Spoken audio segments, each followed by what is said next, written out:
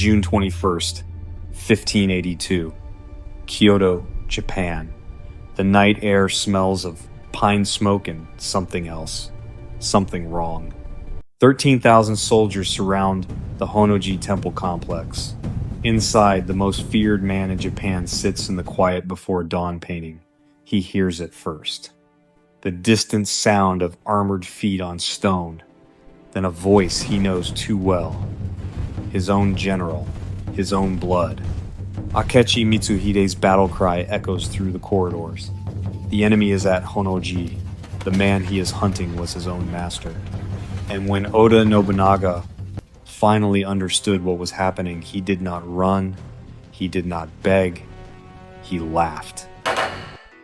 I am a descendant of a samurai who directly served Uesugi Kenshin, one of the greatest warlords in Japanese history. I was born and raised in Japan, and history, in my family, was never just something you read in a textbook. It was something you inherited. And with that history came teachings. My father gave me 3. Strike back when you are struck down. Be proud of who you are. And truly believe that you are capable. I grew up thinking these were just the father's words. But the deeper I went into the history I was born into, the more I realized these weren't just his words.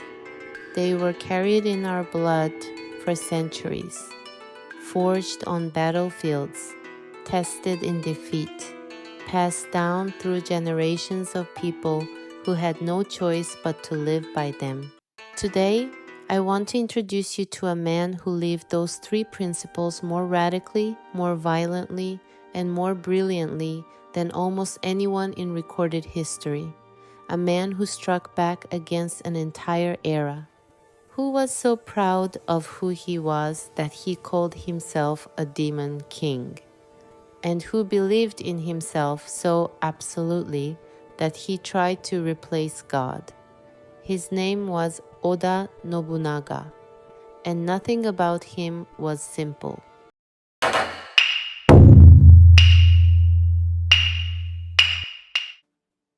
What if everything you knew about leadership was wrong? Nobunaga figured that out before he was 20. Born in 1534 in Owari province, modern-day Aichi prefecture, Oda Nobunaga was the heir to a minor regional clan. His childhood name was Kaposhi, Lucky Law. But luck had nothing to do with what happened next. His contemporaries called him Owari no Utsuke, the great fool of Owari. He dressed in rough cloth when silk was expected. He ate with commoners when lords dined alone. He carried a gourd at his belt and snacked while walking in public, something that horrified the rigid samurai class. When his father Nobu Hiei died in 1551, Nobunaga arrived at the funeral disheveled, half-dressed, and threw the ritual incense at the altar rather than offering it properly. The assembled lords were horrified. But look closer, this wasn't disrespect. This was a statement. A 16-year-old standing in a room full of people, living by rules he already knew were obsolete, and refusing to pretend otherwise. While other lords sat in their castles performing rituals, Nobunaga was in the streets, studying. He watched merchants negotiate. He observed craftsmen innovate. He talked to farmers about the land. He was running an intelligence operation, and what he learned would become the foundation of a revolution. Nobunaga's outsider behavior was deliberate disruption. The most transformative leaders in history share this pattern. They reject the rules of the existing system, not out of ignorance, but because they can see a better one. The question isn't, why was he different? The question is, what do you do when you see a broken system that everyone around you accepts as normal? In military history, this battle should not have happened. A force of 2,500 does not charge 25,000, unless you understand something your enemy does not. 1560. Imagawa Yoshimoto, one of Japan's most powerful daimyo, marched toward Kyoto with 25,000 men. In his path stood Nobunaga with barely 2,500. Every military logic said, surrender or die. Nobunaga chose a third option nobody had considered. He waited for a storm. On the afternoon of June 12th, a violent thunderstorm erupted over the Owari plain, the kind that turns day into near darkness. In that chaos of thunder and blinding rain, Nobunaga drove directly toward Yoshimoto's command camp, hidden in a small valley near Okehazama. Whether the storm concealed their final approach or Nobunaga pushed through head-on as the rain cleared, the result was the same. Yoshimoto's forces were caught completely unprepared, and by the time they understood what was happening, the blades were already there. Yoshimoto was dead within minutes. His head was taken. The army of 25,000 collapsed without its leader. In a single afternoon, the Fool of Owari had destroyed the most powerful force in central Japan. The entire country shook. Okehazama is still studied in military academies and business schools as a masterclass in asymmetric strategy. When you cannot win by conventional rules, change what winning means. Nobunaga didn't fight a bigger army. He changed the battlefield itself. This is why startups defeat corporations. This is why underdogs upset champions. The logic hasn't changed in 500 years. Here is where most history channels sanitize the story. We won't. Because understanding what Nobunaga did next, and why, is one of the most important and most disturbing leadership lessons in recorded history. As Nobunaga's power grew, he faced an enemy that no sword alone could defeat: the institutional power of organized religion. The Buddhist monastery complex of Mount Hiei and Rakuichi had been the spiritual center of Japan for over 700 years. It controlled land, armies of warrior monks called Sohei, and the political loyalty of millions. In modern terms, a theocratic state within a state. In 1570, when the monastery supported the Asakura-Azai alliance against him, Nobunaga sent a warning letter.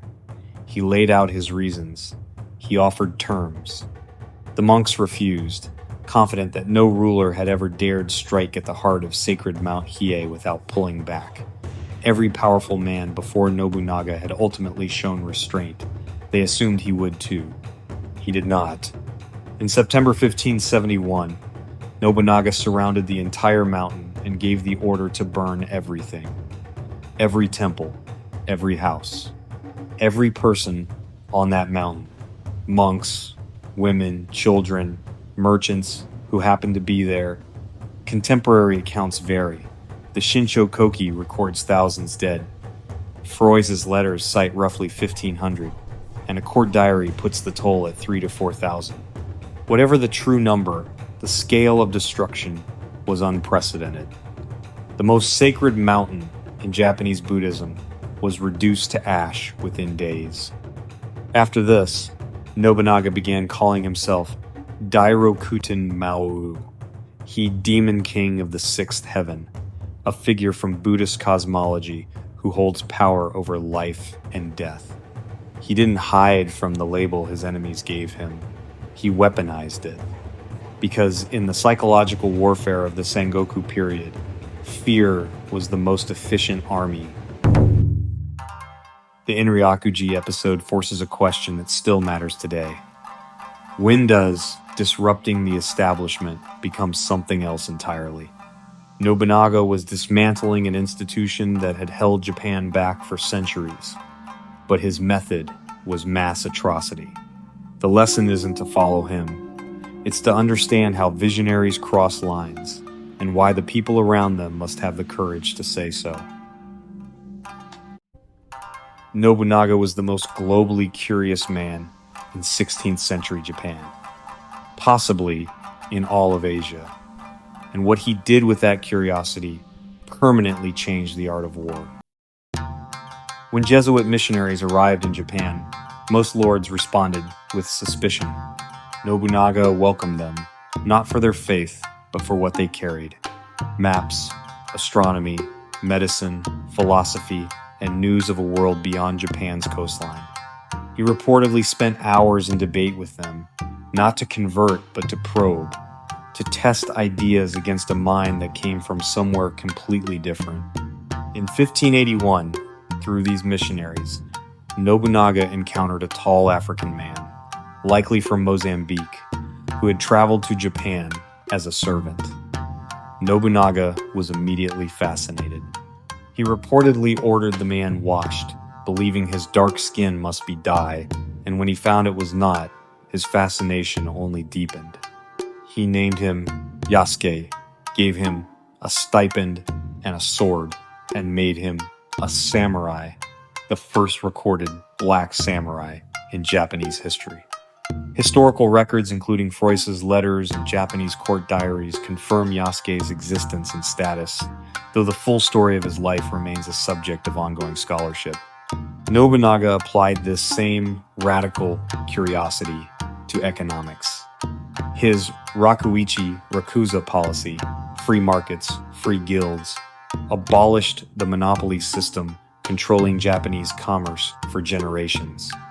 He standardized measurements, slashed road tariffs, and built infrastructure for the movement of both armies and goods. And at the Battle of Nagashino in 1575, he deployed a massive concentration of arquebuses against the Takeda forces. Later tradition, and popular history ever since, claims 3,000 guns firing and rotating three-ranked volleys, an unbroken wall of fire. Modern historians note that no such tactic appears in the Shinsho Koki. What is certain is that the firepower was overwhelming, the Takeda forces shattered, and the battle over by afternoon. Whether or not the legend is precise, the age of the individual warrior hero ended that day. The age of the professional army began. Nobunaga's Rakuichi Rakuza is studied in economics departments today.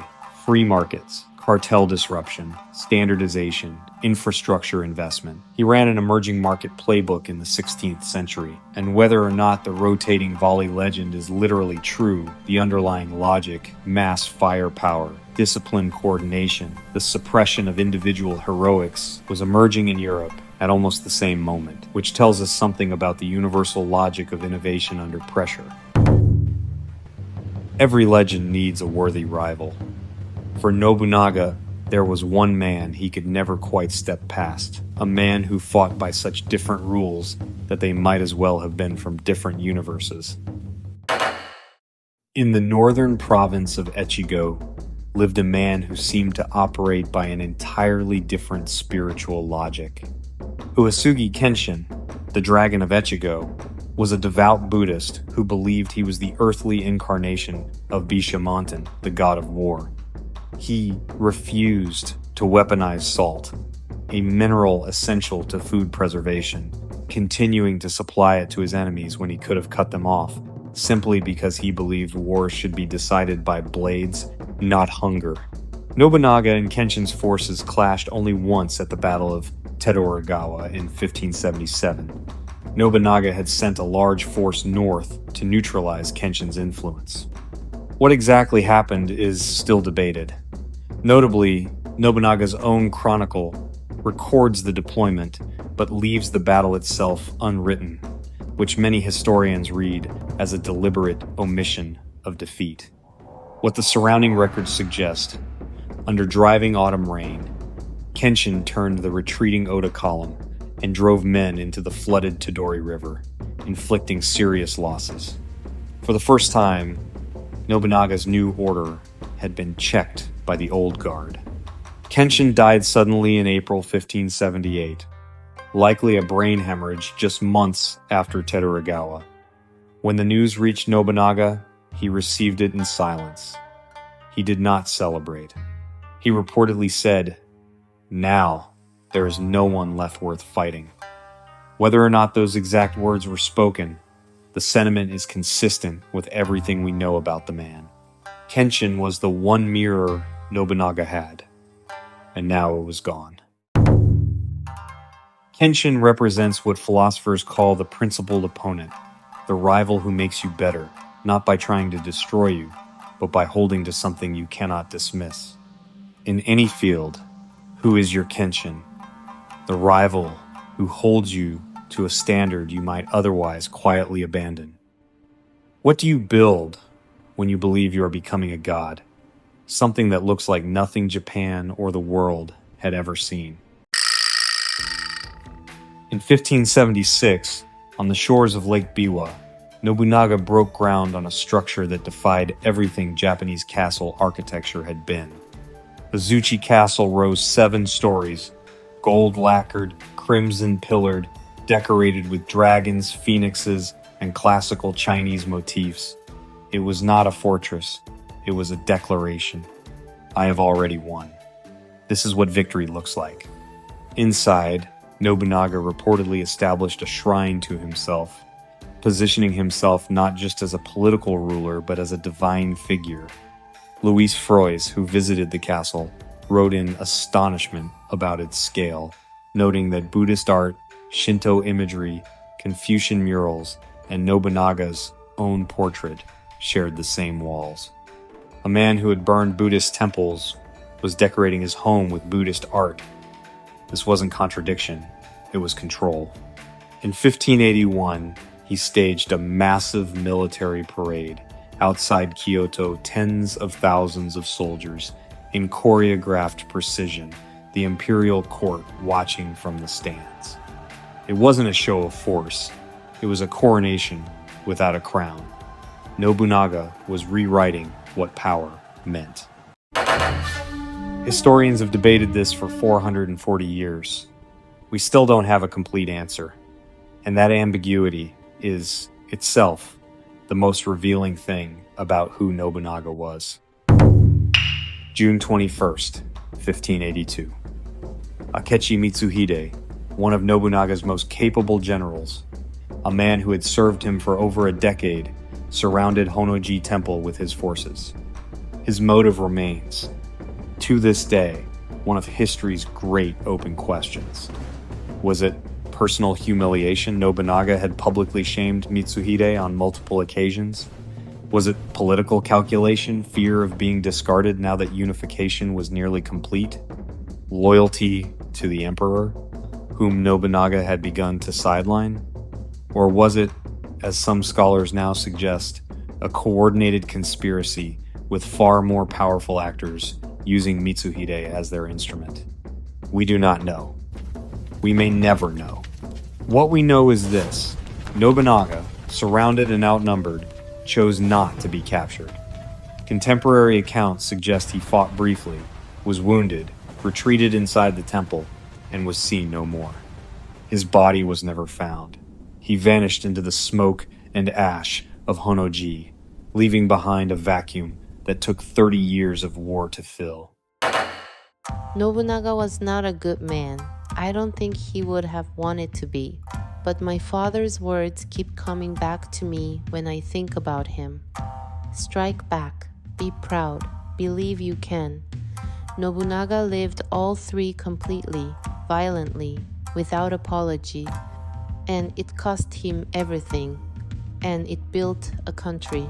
What his story leaves me with is this: how far are you willing to go for what you believe in? And are you honest enough with yourself to know where your line is? I don't have a clean answer.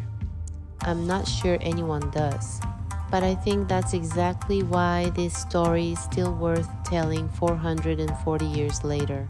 Next time, we go north to the one man Nobunaga never defeated, Uesugi Kenshin, my ancestor's lord.